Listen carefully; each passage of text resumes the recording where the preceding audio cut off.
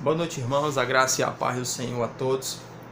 Quero expor hoje para os irmãos um acontecimento interessante que está lá em 2 Reis, capítulo 18 e capítulo 19. Portanto, está lá no Antigo Testamento, em um momento específico do povo de Deus, ali no momento da monarquia. Existe um momento em que Israel se organizou através da monarquia, e esse acontecimento ele ocorre justamente no reinado do rei Ezequias. E a história é o seguinte, né? Vou tentar aqui fazer um breve resumo para que nós possamos compreender, né, o contexto aqui da mensagem. A Bíblia relata nesses capítulos que o grande rei Senaqueribe, o rei da Assíria, e a Assíria nesse momento é um poderoso império que se levantou, na verdade é a maior força militar naquele momento, se levantou, conquistou algumas cidades na região de Judá, e então ele se aproxima ali de Jerusalém, que é a sede do governo do povo de Deus, onde está o rei Ezequias, e ele então faz uma ameaça ao povo de Deus ali em Jerusalém. Interessante a estratégia do Império Assírio, do rei Senaqueribe nesse momento, porque ele cercou Jerusalém. Jerusalém é uma cidade fortificada que existem os muros em volta. Ele cercou Jerusalém e o exército assírio ficou justamente em uma fonte de água. Justamente a estratégia era o quê? Quando a água terminasse lá em Jerusalém, quando houvesse falta de água, o povo então teria que sair dos muros para ir buscar água. Então eles ficaram ali em um ponto estratégico.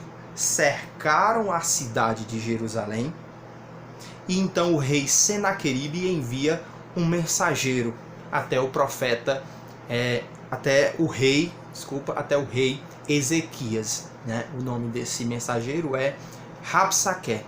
E ele então leva uma mensagem, leva uma carta, e essa carta é uma carta de ameaça, é uma carta que traz notícias ruins. Por isso que eu vou tentar falar aqui com os irmãos, pela graça de Deus, sobre quando as notícias ruins chegam. Quando a ameaça chega até a gente, qual deve ser a nossa postura? Nós vamos aprender com a postura do rei Ezequias, como ele se comportou quando essa a ameaça enviada pelo rei assírio Senaqueribe, chega até as mãos de Ezequias. Qual é a postura dele? Então eu quero ler com os irmãos justamente o conteúdo dessa carta. Essa carta que traz ameaça, essa carta que traz notícias ruins, que chega até o rei Ezequias. 2 Reis, capítulo 19, do verso 10 até o verso de número 19. Diz assim o conteúdo da carta, né? Assim direis a Ezequias, rei de Judá: não te engane, ó Deus, que confias, dizendo: Jerusalém não será entregue nas mãos do rei da Assíria. Certamente já tens ouvido o que os reis da Assíria fizeram a todas as terras, destruindo-a totalmente, e te livrarás? Porventura as livraram os deuses das nações a quem meus pais destruíram, a saber, Gozã, Ramã, Refizé e os filhos de Éden, que estavam em Telassá. Verso 13. Que é feito do rei Amate, o rei de Apade, e do rei da cidade de Zefraim, Iena e Iva, recebendo Ezequias a carta das mãos do mensageiro, e lendo-a, subiu ao templo do Senhor e estendeu perante o Senhor. E orou Ezequias perante o Senhor: ó Deus de Israel, que habita entre os querubins, tu mesmo, só tu, és Deus de todos os reinos da terra. Tu fizeste o céu e a terra. Inclina, Senhor, o teu ouvido e ouve. Abre, Senhor, os teus olhos e vê. Ouve as palavras de Senaqueribe. Senaqueribe enviou para afrontar o Deus vivo. Verdade é que, ó Senhor, que os reis da Assíria assolam essas nações e as tuas terras.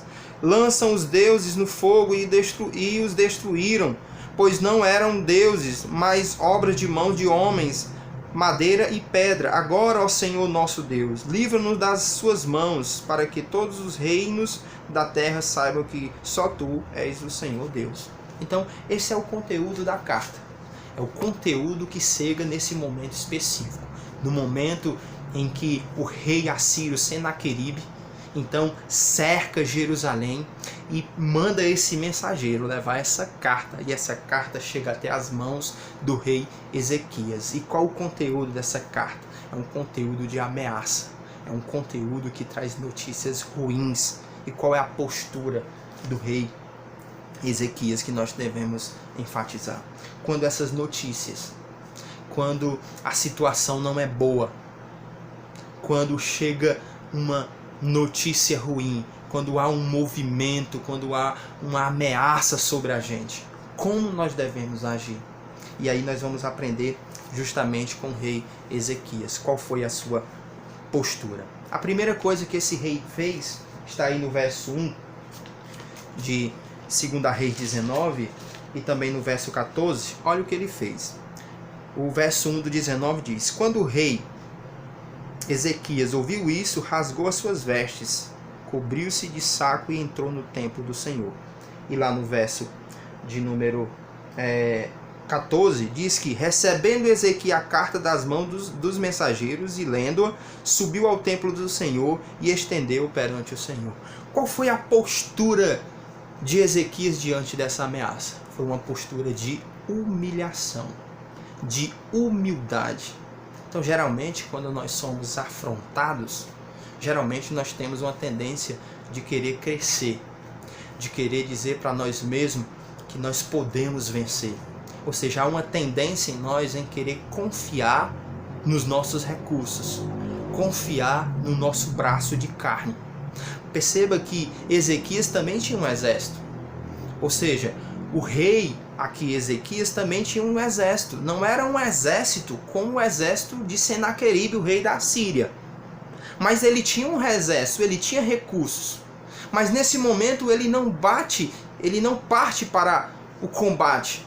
Porque ele reconhece que os seus recursos são extremamente limitados. Ora, ele está diante da maior potência militar nesse momento, que é o Império Assírio. Um império extremamente cruel. Há relatos na história de que esse império, ele muitas vezes enterrava os seus mortos, enterrava as pessoas vivas. Era um império extremamente cruel. Então, ele está diante de a maior potência militar naquele momento. E qual a postura do rei Ezequias? Uma postura de humilhação. Ele rasga as suas vestes. Ele vai a Deus, ele reconhece a sua pequenez diante daquela situação. Claro que eu não estou dizendo aqui que nós devemos ficar amedrontados.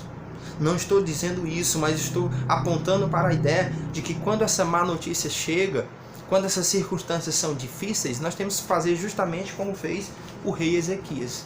Nós temos que correr para os braços do Senhor. Nós temos que reconhecer a nossa limitação. Nós temos que reconhecer a nossa pequenez muitas vezes e a nossa dependência de Deus. Então, a hora, nesse momento, como Ezequias fez, diante de circunstâncias que nós entendemos que os nossos recursos materiais, que as nossas habilidades não são possíveis de sanar, de resolver, é justamente diminuir. Nós temos a tendência de crescer, mas Ezequias aqui diminui. Ele reconhece esse momento de fragilidade, esse momento de ameaça, de conspiração contra o seu reino, e ele vai então ao templo. Ele rasga suas vestes e vai ao templo, quer dizer, ele vai buscar a Deus. Assim também nós devemos buscar força em Deus nos momentos difíceis.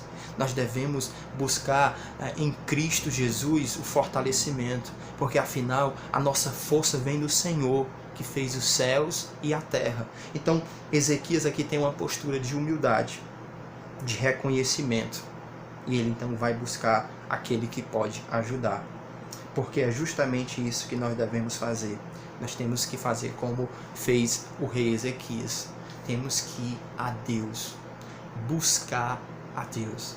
É muito interessante, por exemplo, se você observar os nossos filhos, as crianças, e nós também até pouco tempo, quando nós nos sentimos ameaçados, quando um filho da gente se sente ameaçado, ele corre para os braços do pai.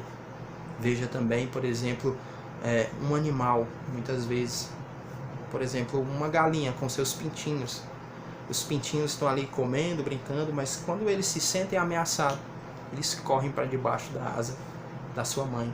Assim também os animais, né? Quando eles se sentem ameaçados, eles correm para o colo, para os braços do seu pai e da sua mãe. Então assim também somos nós, quando nós nos sentimos ameaçados. Quando a angústia, quando a ansiedade chegar, principalmente nesse momento de notícias ruins, quando a gente liga a televisão, né, a gente só vê notícias ruins, a gente só vê desgraça, desesperança. Então quando aquilo chegar ao nosso coração, quando as notícias ruins chegar ao nosso coração, quando a ameaça chegar ao nosso coração, nós devemos correr para Deus. Por que eu estou dizendo isso? Porque muitos usam outros artifícios, outros meios. Uns vão para a internet, outros vão dormir, outros vão comer, outros vão ocupar a sua mente, outros vão dizer para si mesmo, você pode, você sabe. Então isso tudo pode acontecer, mas o certo é corrermos para os braços de Deus, corrermos para o braço do Pai.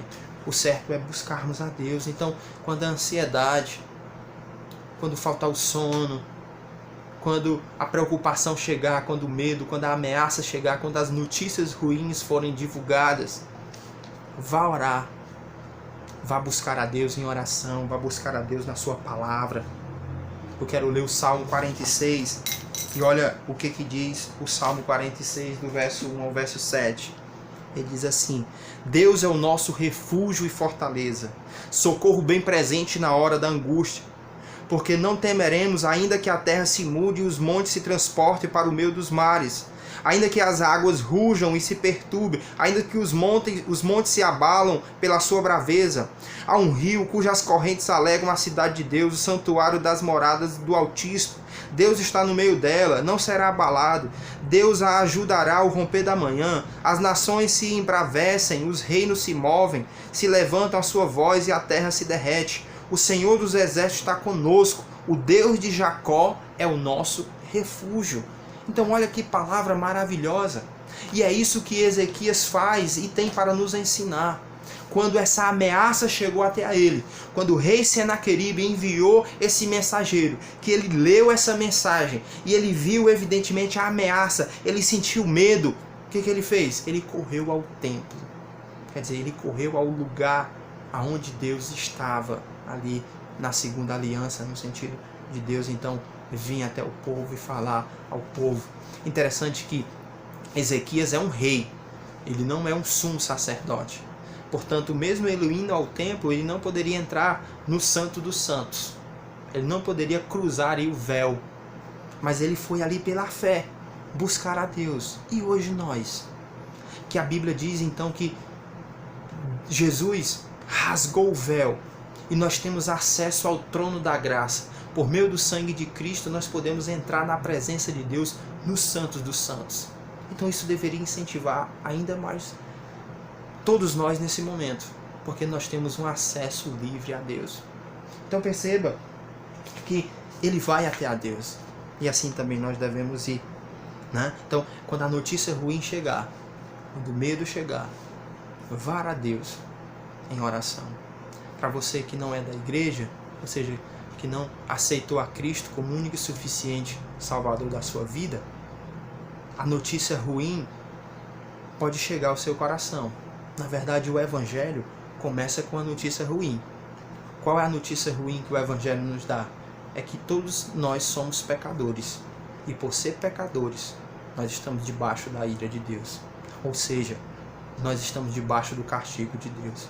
Nós precisamos do perdão de Deus. Então esse é o veredito que o Evangelho nos diz. Romanos 3:23. Todos pecaram e destituídos estão da glória de Deus. Então isso é uma má notícia. Quer dizer para você que não é cristão que isso é uma má notícia. Que má notícia?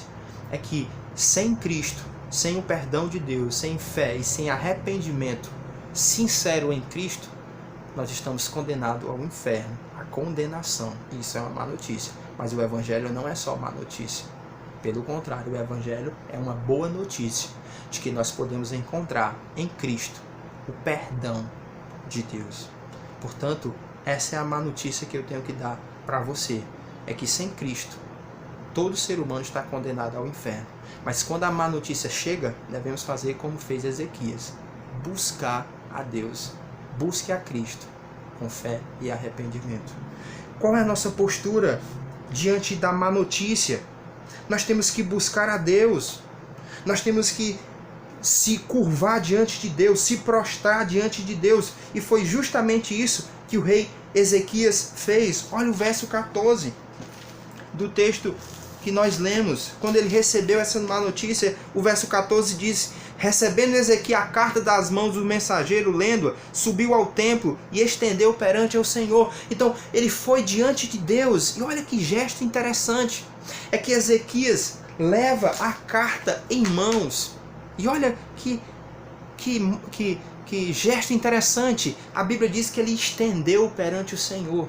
Ou seja, é como se Ezequias estivesse mostrando a materialização da ameaça. Ele diz: está aqui, Deus, é isso que está acontecendo. É isso que o texto diz, e inclusive o autor enfatizou isso. Indo Ezequias ao templo, estendeu o que é a carta perante o Senhor. Ou seja, ele mostrou ao Senhor. Então é interessante porque quando as má notícias, quando a circunstância estiver ruim, vá diante de Deus e apresente elas diante de Deus. Apresente, né, aquela ameaça, aquela notícia ruim, aquela angústia, aquilo que está trazendo preocupação a você. A Bíblia diz que em tudo nós devemos apresentar os nossos pedidos a Deus. Não andem ansiosos por coisa alguma, mas em tudo apresente os vossos pedidos a Deus. Assim também nós devemos fazer, como fez Ezequias. Ele não só foi a Deus, ele não só apresentou o seu problema a Deus, mas o verso 15 diz que ele adorou a Deus. E olha como é interessante, diz o verso 15: e orou Ezequias perante o Senhor: ó Senhor Deus de Israel, que habita entre os querubins, tu mesmo, só tu, Senhor, és Deus de todos os reinos da terra, tu fizestes os céus e a terra. Então Ezequias vai e nos ensina outra lição preciosa. É justamente nos momentos difíceis, quando a má notícia, quando a ameaça chega até nós, nós devemos adorar. Geralmente a adoração, o júbilo, ocorre pós-vitória, pós vencermos uma batalha, pós passarmos pela tribulação. É muito mais fácil nesse momento, não é verdade? Não é muito mais fácil nesses momentos adorar? Mas aqui Ezequias nos ensina uma lição preciosa, que a adoração também deve acontecer no momento da luta, no momento da batalha, no momento em que a má notícia chega. Ao invés de reclamar, murmurar, lamentar, ficar triste, faltar esperança, adore a Deus, exalte a Deus. Isso aqui é um grande desafio. Perceba que eu estou dizendo que não é fácil. Você sabe que não é fácil quando a má notícia e a ameaça chega. Mas Ezequias nos ensina que também, no momento da ameaça, da angústia, é momento de adorarmos, de exaltarmos a Deus. Foi isso que Abraão fez. Diz Romanos capítulo 4, verso 20, diz assim: ele não duvidou da promessa de Deus, Abraão. Não deixou-se levar pela incredulidade, quer dizer, pelo desânimo, pela falta de fé, pela falta de confiança em Deus. Diz o texto, mas foi fortalecido, foi fortalecida a sua fé, dando glória a Deus. Quer dizer, que diante do não cumprimento da promessa, o tempo está passando, mas Abraão não desiste. E ele fortaleceu a sua fé, adorando a Deus. Então, quando a má notícia chegar, vá ouvir louvor, vá se prostrar diante de Deus, ore, leia a palavra, escute hinos que edifiquem a sua fé, participe dos cultos, ouça milhares de transmissões ao vivo que está sendo feito via Facebook, via Instagram. Alimente a sua alma. Alimente a sua alma, faça isso. Quer dizer, adore a Deus. A postura de Ezequias aqui foi se prostrar e adorar a Deus. E, em quinto lugar, o que nós devemos fazer quando a má notícia chegar? Quando a ameaça chegar até a gente? Quando nos sentirmos coagidos, com medos? fazer o que Ezequias fez. Isso aqui é o cerne da vida cristã, ou seja, é o fundamento da vida cristã. Isso aqui é o que traz esperança, isso aqui é o que sustenta uma vida cristã mesmo diante da adversidade, diante do problema. Foi o que Ezequias contemplou aí no verso 15. Ele diz: e orou Ezequias perante o Senhor, ó Deus de Israel, que habita, que está assentado no teu trono, acima dos querubins. Ou seja, ele contemplou a soberania de Deus. Ou seja, ele contemplou que Deus estava ainda assentado no seu trono. As circunstâncias eram difíceis. Ele estava cercado pelo maior exército, pela maior potência militar naquele momento, o exército assírio, na figura do rei Senaqueribe. Mas ele olha para os céus e vê Deus assentado em seu trono, e reconhece que Deus está assentado no seu trono. Quando os recursos terrenos são limitados, quando nós olhamos para as circunstâncias terrenas e vemos que essas circunstâncias são limitadas, aí é a hora de nós olharmos para o céu, olharmos e enxergarmos Deus no seu trono, que Ele continua sendo o Senhor dos exércitos. Senaqueribe, a Síria, tinha o exército mais poderoso naquele momento, o grande império assírio. Mas o Ezequias entendeu que Deus é o Senhor dos exércitos, que Ele está governando poderosamente o mundo. Então, quando as notícias ruins chegarem, olhe para a soberania de Deus. Ele não perdeu o controle, as rédeas da história. Ele continua controlando tudo. Então, quando a Bíblia diz que Ele controla tudo, a gente tende a pensar apenas que Deus está controlando coisas maiores. Somente coisas maiores, quer dizer. Não, Ele controla também essa partículazinha pequena aí chamada Covid-19. Ele controla tudo. Então tudo está sob o seu controle. Isso deve trazer paz ao seu coração. Portanto, meu amado irmão, como Ezequias fez quando a ameaça chegou, que nós possamos buscar a Deus, reconhecer que nós dependemos dEle e a nossa força vem dEle, que nós devemos adorar a Deus e contemplá-lo como Ele é, Rei dos reis, Senhor dos senhores, que governa soberanamente o mundo. Que Deus possa nos abençoar em nome de Jesus. Amém.